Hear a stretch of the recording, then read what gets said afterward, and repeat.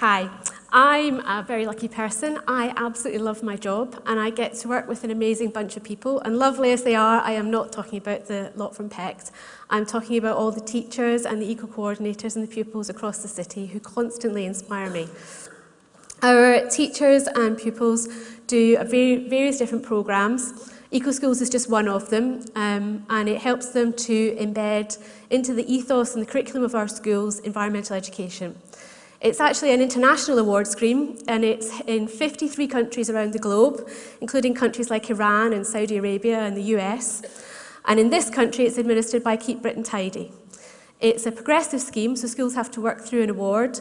There's bronze, silver and green, and on average it takes about 2 years to get to green. So it's not a quick fix. They don't have to just put in some recycling bins and hey presto, they get a green flag.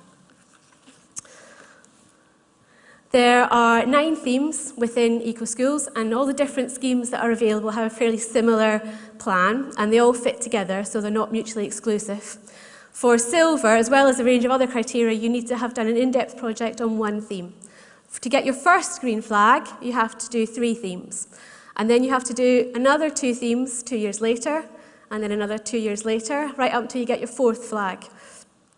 And it all fits in with the curriculum. The idea is that it gets embedded into the curriculum, that it's not an add-on, that it's something that happens as a matter of course in the school. And we have a number of schools in the city for the pupils in their school, this is what a school's like. They don't know any different. The themes are very rarely done in isolation. It would be impossible to look at your school grounds and not consider biodiversity. If you are creating gardens in your school grounds, you're automatically looking at healthy living. So they all fit together. And the work that schools do on Eco-Schools and other schemes doesn't just look at environmental work, it also encompasses other government initiatives such as Every Child Matters and learning outside the classroom. And whilst the new Ofsted curriculum no longer explicitly mentions sustainability, I was at a conference a couple of weeks ago and the lead inspector for sustainability was giving a speech, and he made it very clear that inspectors are still looking at how sustainability helps schools to improve their behaviour and their results. So it's still relevant, even though it's not actually mentioned in the framework anymore. Oops. In Peterborough, we have a lot to be proud of. For many, many years, St Augustine's Junior School was the only eco-school in the city. When I started in this job in 2007, we only had 13 schools who were actively engaged. We currently have 92% of our schools actively engaged in some form of environmental education.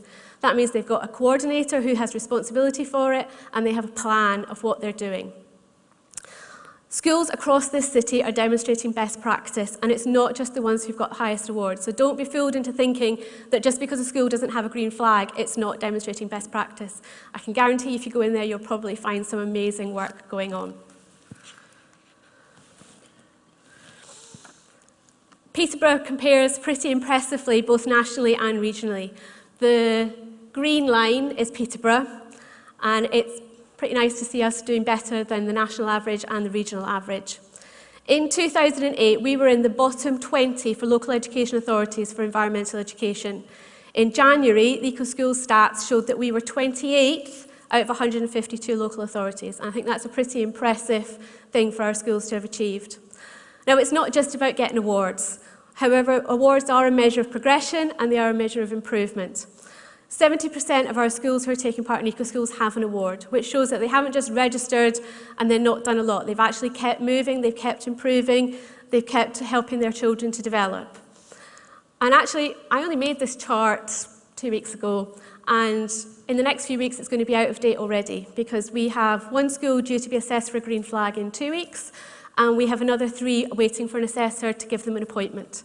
And hopefully, probably by Easter, I'll be able to announce that we have our first secondary green flag and also our first nursery school green flag. So our schools are constantly impressing me and making progress. There are 9 themes, like I said, and the work that our schools do is pretty impressive. Now, you might think that this child up here with the Skittles made out of plastic bottles has been taking part in a waste project. Actually, this is a global citizenship project that he was doing. This is a child from Sacred Heart Primary, and his school is linked with a school in Africa. And when the kids were looking at stuff that their children had sent through from the other school, they realised that all the children's toys were made from rubbish that people had thrown away. And so the year 2s in this school, so that's 7-year-olds, decided that they were going to do the same. So they went round, they scavenged through the waste bins in the school and in their homes, and they didn't just make one set of toys, they made a range of toys. And then they showed them to their school. And these toys were the hit of the Peterborough Eco Awards last year. People were queuing up to play with them. They were so popular. Our secondary schools are pretty impressive as well. The kids on the right there are from Jack Hunt School. And anyone who lives in that area will know there is a bit of a litter problem around there. So the Eco Committee there decided to turn the tables. And instead of inviting an external speaker to come in and preach to the children about why it was a bad thing and what they should do, they challenged them to make films. And they got lots of their peers to make films about littering and why they should stop it and why it's important. And they held a competition. They managed to get some funding for some cinema tickets for the winning group. And they created a really quite impressive range of films. I saw one of them at the Eco Awards. They brought it with them to show us. And they really thought about what was the best way to get the message across to their peers and found an effective way to do it. And that's what Eco Schools is all about. It's not about the teachers telling the pupils what to do. It's about the pupils finding solutions for themselves. When people think about environmental education, they automatically think about being outside. School grounds are a really rich learning environment. Many of our schools have created a range of habitats and have lots of learning opportunities outside. But the thing is, not all schools have the same amount of ground, so what might be right for All Saints Junior School is not going to be right for West Town. So they all have to find their own solution, and they have to find a solution that's not going to break the bank. So there's no point in having a very expensive gazebo if actually you want the kids to be looking for mini beasts in the tree lines. When you have gardening, some schools have fantastic garden areas, allotments, each class has its own piece of land and they grow vegetables. But if you don't have a lot of teachers in your school who know a lot about gardening or who are keen on getting muddy fingers, then actually some pots in the playground is just as effective and the kids learn just as well. You also have to think about what you're going to grow. The school holidays are in a really bad time for harvesting crops, and many schools fall into the trap of planting stuff that then is ready to be picked when the kids are on holiday. However, if there's any more schools prepared to make beetroot brownies, I would be very grateful to have a taste of them because they were delicious.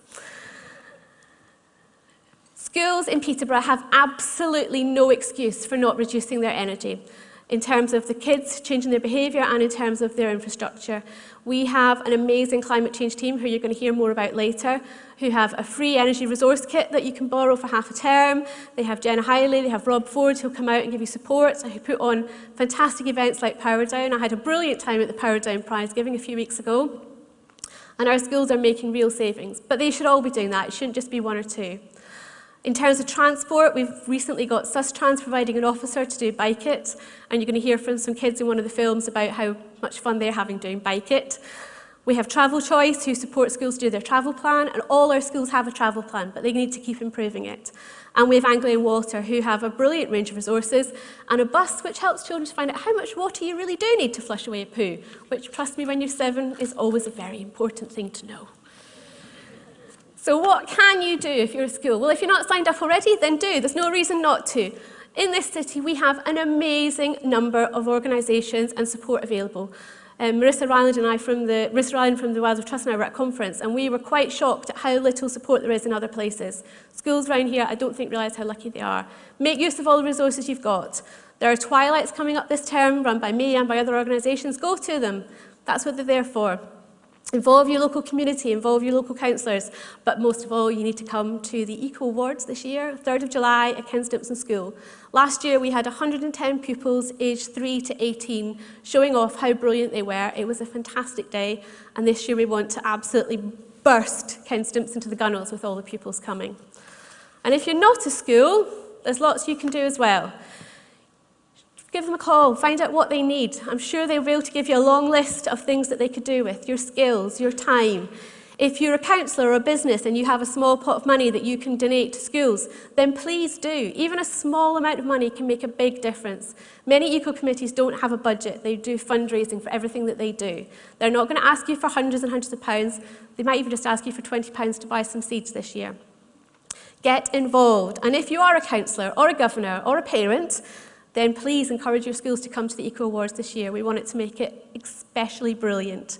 Thank you very much for your time.